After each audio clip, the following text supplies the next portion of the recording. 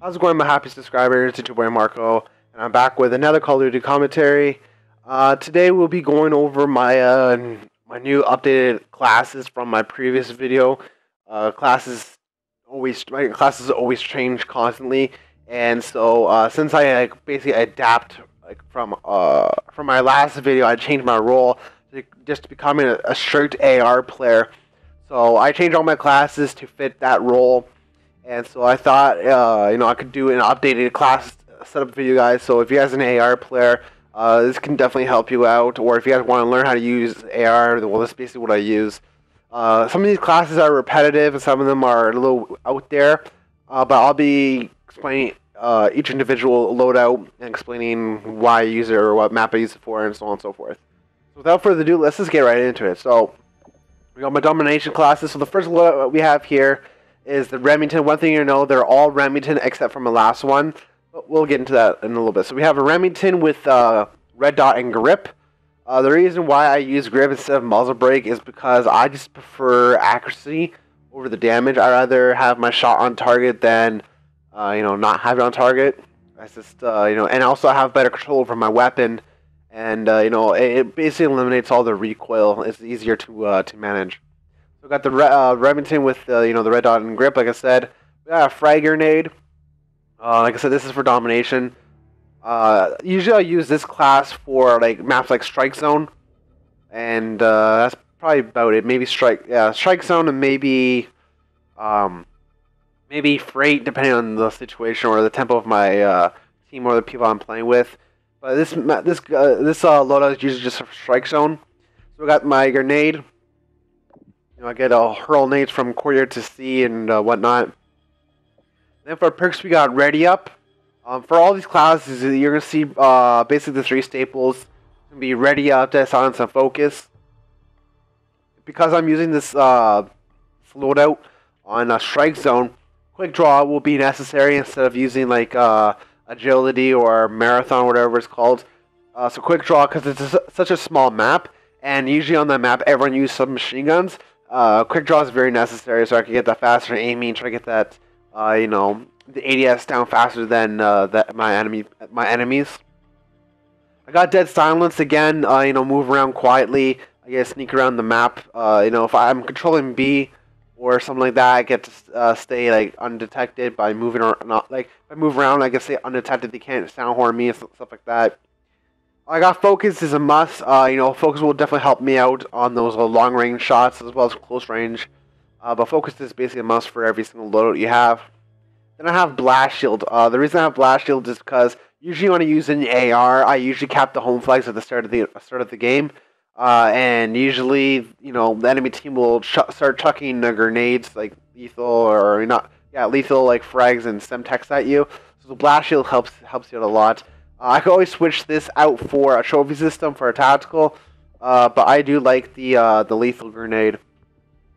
And then for my specialist strike package here, we start off with tac resist. Because it is strike zone, there is gonna be a lot of tactical and lethal being thrown in the map. So having my tac resist at the start really helps out. I usually get this all the time on H Life. And then we have my scavenger. Scavenger is a must, especially for the Remington, because it's the ammo capacity is so low. So having scavenger really helps out. Usually when I get scavenger, I'll have maybe 2 full clips, 2.5 depending on the situation, left in my gun. So that way, I still have time to move around and grab scavenger packs and whatnot. Then for my bonus, which I get at 8 kills, I have sleight of hand. I usually do get, on good games, I usually do get my full specialist bonus. So I get sleight of hand for the faster reloading. That's that's like a basic bonus to have, because I'm facing in subs. So having, and it's such a small map when using the AR, so you have to get that advantage. So having that fast reload is it's necessary. Excuse me. We got agility. Just move around the map a little bit quicker.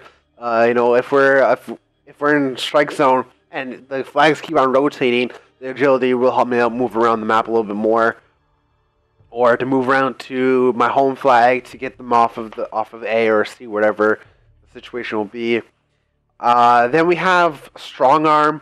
I just randomly threw this in here. I had 2 spots open. There's nothing else I need for a level 2 perk that I need to throw in there. So I threw in strong arm. That's usually unnecessary. There's not a lot of frag grenades thrown in strike zones, usually Semtex, but you do get the occasional frag. So with strong arm, I get to throw the frags back, and it resets the fuse. And then if I somehow still have my lethal grenade, which I'll probably be throwing already, I get to throw it further, which is a plus. And then I got my steady aim. Again, because we're playing on strike zone, playing aim submachine guns, steady aim helps a lot, especially when you're in B or in pro shop. You get the hip fire if you're going to kitchen or something like that. So it really helps out a lot. And then we got the takedown. Again, that's just there to fill in for whatever.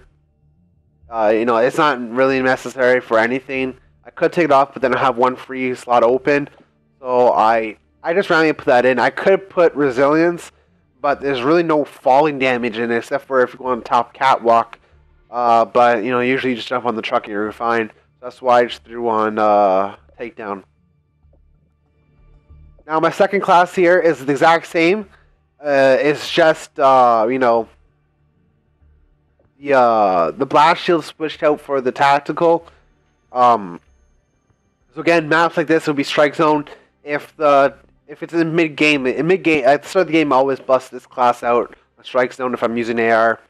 And then during mid game, if I find out that they're throwing more tacticals than lethals, I'll throw this class out. It's basically the same thing, except the strong arm and takedown are switched out with marathon. Okay, and then we get into my third class. Now this is basically my main class. I use this in a lot of maps. This one I'll be using in like Octane. What else? Freight, Sovereign, stuff like that. Basically the bigger maps, because it has agility, so it gets to move around a little bit more with the agility in it. And so again, I have basically the same attachments for all 3. And then I have the lethal and tactical in here. That really helps out with the congestion and stunning people, checking out areas and whatnot. And then again, the lethal, throwing the nade spots, throwing like the nade onto B flag a lot. I use that for this class. I use that frag to throw it on B a lot. And then we got the blast shield. With this class, if I'm not posting up, like usually if I play with a team, say if I play with my old team, we'll have running 2 ARs, so like Octane. If my second AR player does not want to play defensive with an AR, I'll bust out this class and basically I'll post up. So for example, in Octane, if I'm posting up, I'll be sitting top broken, and then once I get a few kills, they'll catch on, and that's why I have the blast shield so they can't nade me out. Or if my other guy's going to be staying back, I'm going to push up. I'll use this class and then stay around B flag for Octane, and then again, I get to survive my nades a little bit much easier than if I wouldn't have it. And then again, the same thing. I got the attack resist, and then scavenger is always on my second one, as you see there. We got sleight of hand, marathon. We get the marathon. We got to move around the map even more. Makes it a lot easier if I get to. If I'm on top pawn or something like that, or top broken, they're going for C flag, I can easily just run there as fast as possible. I got my strong arm. This usually helps out. I get to nade from top broken onto A flag if we have a triple cap, something like that. Again, we have the steady aim. That's just there to help out a little bit more if I'm going like bottom motel or in a strip or gas station. I got the steady aim to help me out with the hip fire. And then takedown. Takedown is actually really good when you get it on the bigger maps, because if the calls are not good enough, you can take them out, take the enemies out, and the skull won't pop up. So it really helps you out if the enemy team doesn't have their callouts straight or if they don't use their min map. So it really helps out. And then we get to I don't know why this is on here. Let me take this off. There we go. So we get to my second class here, and this one is basically the same thing, but instead of agility, I have sleight of hand. Maps I'll use this for would be like Freight and Sovereign. That's probably the only ones I use it. This one I use it for Sovereign too. Like I said, this one's are for basically all the maps. This one I use for Freight and Sovereign. The only reason why I'll use this on Sovereign is if we need top control and we can't get it, then I'll bust this class out just because it's such a small congested area, so I get to reload faster and get back into the fight. And then again, the staples, we got the same attachments, lethal and tactical, the same. We got the blast shield, if I'm stop broken, they can't nade me out. And then again, get the tac shield, tac mask thing. Usually I'll get that, and then I'll jump on B flag if it calls for it. And then scavenger again, and then agility, get to move around the map. Strong arm, I get to throw my nades to like green side or something like that.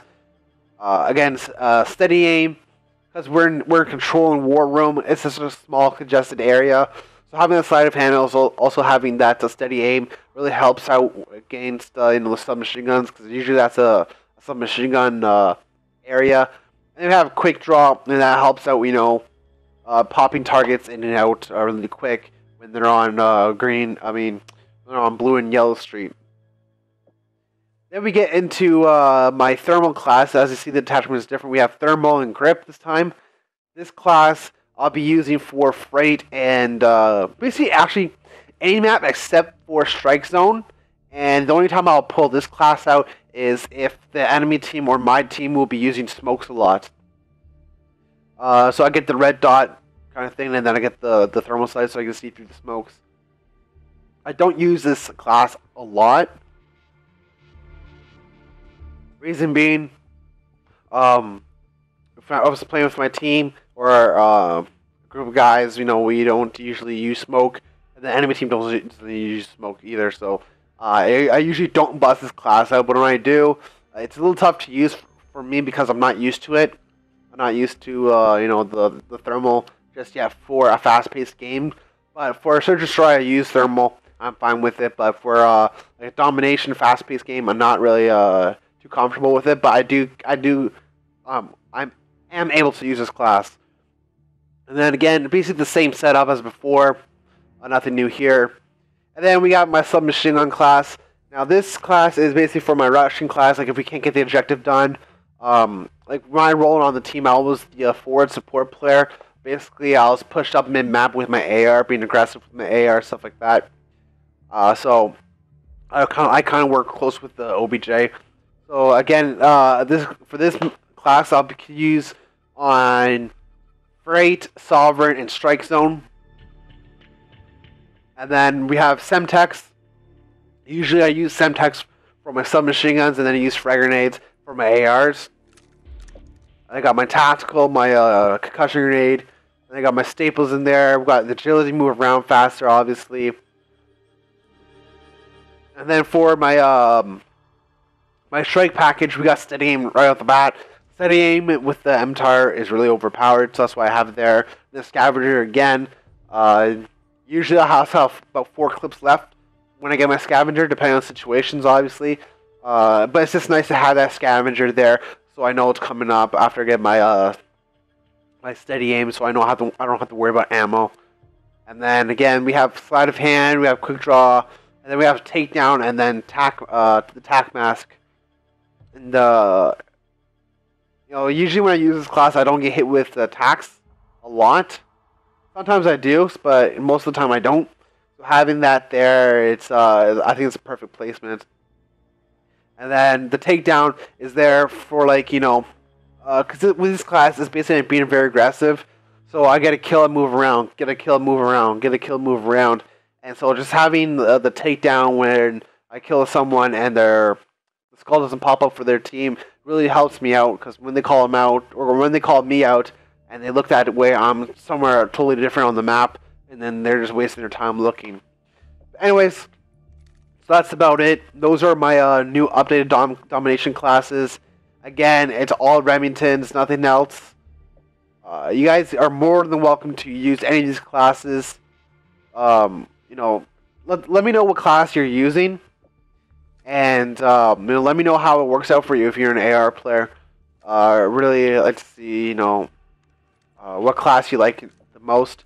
I have to say, out of all these classes, the one I use the most is probably this one. This is probably my main class I use all the time. But yeah, anyway, so that's about it. Hope you guys enjoyed this video. Please leave a like, comment. Let me know what's your favorite AR class for competitive. And let's see what kind of classes you guys have. There's so many different combinations with classes you guys can make in this game. So I'm kind of curious to see what other people use for their AR loadouts. So let me know in the comment section below what's your favorite AR loadout. And if you guys already haven't, please subscribe. This is your boy Marko. Peace out.